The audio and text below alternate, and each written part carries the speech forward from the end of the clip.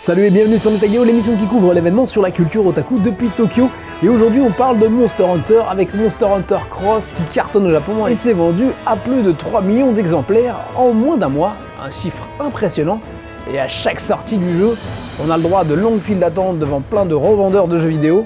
Et d'ailleurs j'ai fait un reportage sur la sortie de Monster Hunter Cross.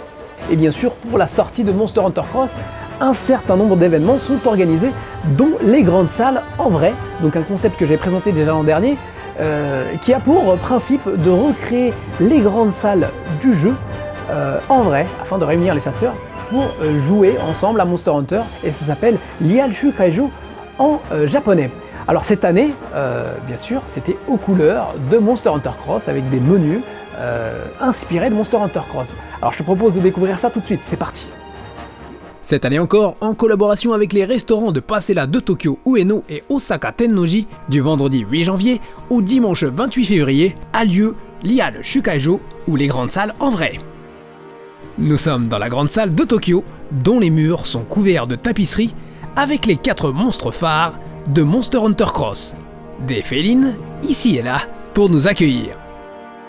Des tables bordées de rideaux, avec des nappes illustrées de monstres, le tout donnant une ambiance à mi-chemin entre l'Orient et l'Asie. Revenons sur le couloir où se trouve le premier comptoir pour nous diriger vers l'allée contournant la salle principale. Voici un chasseur dans la tenue traditionnelle du village de Beluna, le nouveau point de départ pour les chasseurs dans Monster Hunter Cross. Sur les murs, des tableaux de monstres. Au sol, le symbole du village de Beluna. Nekojo, qui vous aidera à recruter des félines, l'équivalent de la mère Miaou. Nekojo, qui garde l'entrée de la salle principale, pleine de membres de la presse du jeu vidéo venus inaugurer l'ouverture des grandes salles. On peut apercevoir le producteur de Monster Hunter Cross, Shintaro, appuyé du reporter de Capcom TV, Hashimoto Kenichi. Mais pour l'instant, poursuivons notre visite vers le fond de la grande salle, qui se compose d'une serre véranda.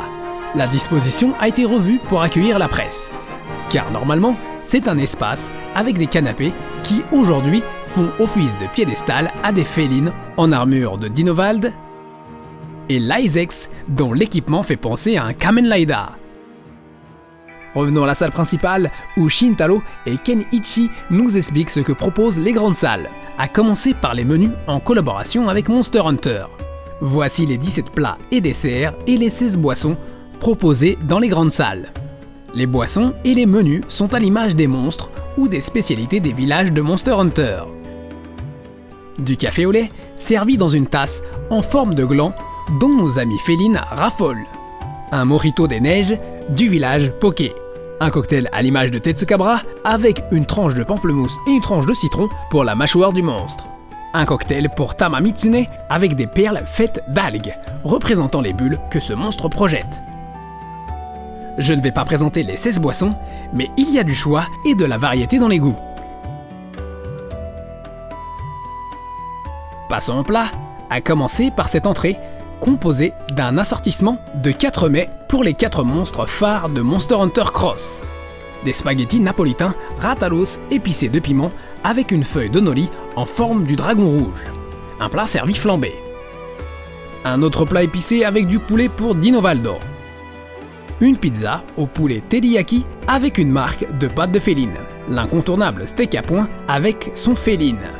Pour la vasiotte, du poisson frit avec l'icône du monstre en fond.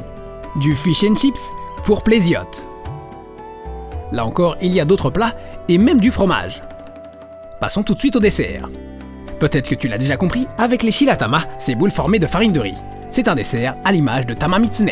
Des choux à la crème glacée couverts de glace goût expresso décorés de chocolat, de fraises et de crème fraîche pour Gamuto. Un pavé avec le bleu de Hororo Horuru. Un gâteau de mousse caramel Nyanta avec des petites traces de pâte en chocolat que je trouve bien kawaii.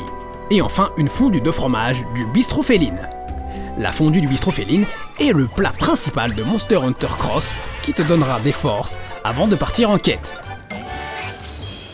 Pour chaque commande de menu, on vous offre au hasard un dessous de verre parmi les 17 disponibles. Comme l'an dernier les grandes salles ont eu beaucoup de succès, cette année il existe un système de réservation de tickets d'entrée. Le ticket d'entrée coûte 1000 yens et vous donne donc l'accès à la grande salle avec une boisson offerte et l'un de ses 4 dessous de plat. Pour Tokyo, on peut acheter ses tickets via la chaîne de combini Lanson. Les tickets sont disponibles à l'unité, par paire et par 4, donc on peut réserver seul, à 2 ou à 4. On doit se rendre 30 minutes avant l'heure réservée à la grande salle. Bien sûr, tu peux rentrer sans ticket de réservation, mais si tu veux être sûr de rentrer à une heure précise, même être sûr de rentrer tout court, il vaut mieux avoir un ticket de réservation, parce que des fois il y a vraiment du monde, et tu sais jamais quand tu vas rentrer. Alors le truc qui est bien aussi avec les grandes salles, c'est que tu peux y aller tout seul, hein. Tu peux aller sur place, et puis à l'accueil on va te demander ton rang de chasseur, et puis on te mettra avec d'autres chasseurs qui sont comme toi, tout seul, ou moins de 4, afin que vous formiez une équipe de rang équivalent, et ça permet donc de faire de nouvelles rencontres, et c'est un autre concept intéressant des grandes salles en vrai. Alors pour ceux qui vont sur Osaka, à Osaka il n'y a pas de système de réservation à l'avance, c'est simplement des tickets qui sont vendus le jour même. Pour les assidus des grandes salles, il y a une carte de fidélité qui, une fois pleine, vous permet d'obtenir un mug illustré d'une fresque de monstres. Une fresque qui décore d'ailleurs la grande salle de Tokyo. Durant cette période de grande salle, des goodies sont mis en vente, à commencer par ce mug illustré de Féline et du logo des grandes salles en vrai. 4 dessous de plat pour les 4 monstres phares de Monster Hunter Cross. Et 4 t-shirts aux couleurs des 4 monstres. Blanc pour Tamamitsune, violet foncé pour Gamuto, rouge pour Dinovaldo et vert pour l'Isaacs. Dans les restaurants, on peut aussi télécharger un Féline durant la période des grandes salles. Le Capcom Bar aussi propose des menus collabo Monster Hunter Cross depuis le 28 décembre. Pour en savoir plus sur le Capcom Bar, tu peux regarder notre émission de présentation. Cette journée presse fut aussi l'occasion de faire un tournoi entre les différents médias par équipe de 2. Comme sur le principe des tournois pour déterminer le roi des chasseurs, le but est de finir la quête le plus rapidement. Ce sont 12 équipes incluant les membres du Mont Hanbei, les représentants du club officiel de Monster Hunter.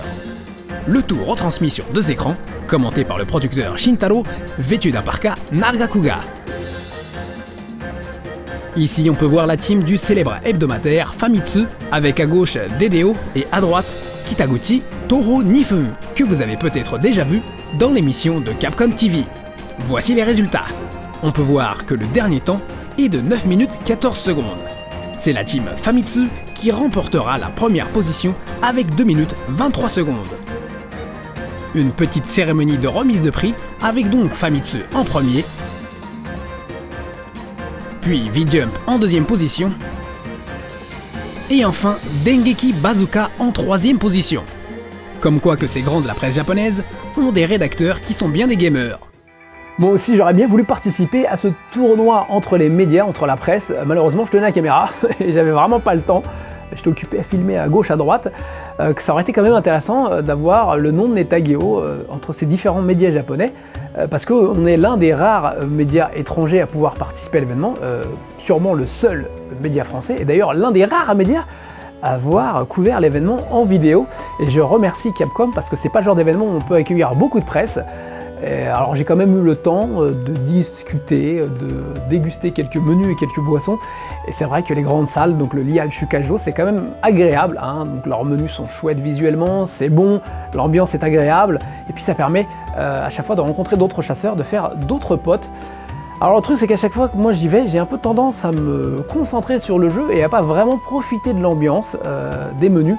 C'est pas la chose à faire parce que le Lial Shukajo ça dure qu'un mois, donc il faut quand même prendre le temps de profiter de l'ambiance. Alors il y a eu aussi d'autres annonces avec des collaborations avec Monster Hunter Cross, par exemple des collaborations avec les chaînes de karaoké Côte d'Azur, j'ai bien dit Côte d'Azur, et oui il y a une chaîne de karaoké qui s'appelle Côte d'Azur au Japon, et les chaînes de karaoké Passez là, donc ça se passe actuellement, donc aussi ils proposent des menus etc. Et du côté de Shibuya, pendant une période limitée, va ouvrir un magasin Monster Hunter Cross. Alors peut-être que si on a le temps sur Netageo, j'irai peut-être faire un tour pour te le présenter. Et puis bien sûr, des annonces sur le Monster Hunter Festa, qui est un énorme tournoi pour déterminer le roi des chasseurs et aussi une énorme fête pour les fans de Monster Hunter. Alors l'événement de Tokyo a eu déjà lieu, et j'ai pu bien sûr m'y rendre, et donc je vais essayer de te faire un petit reportage sur l'événement de Tokyo dès que je peux.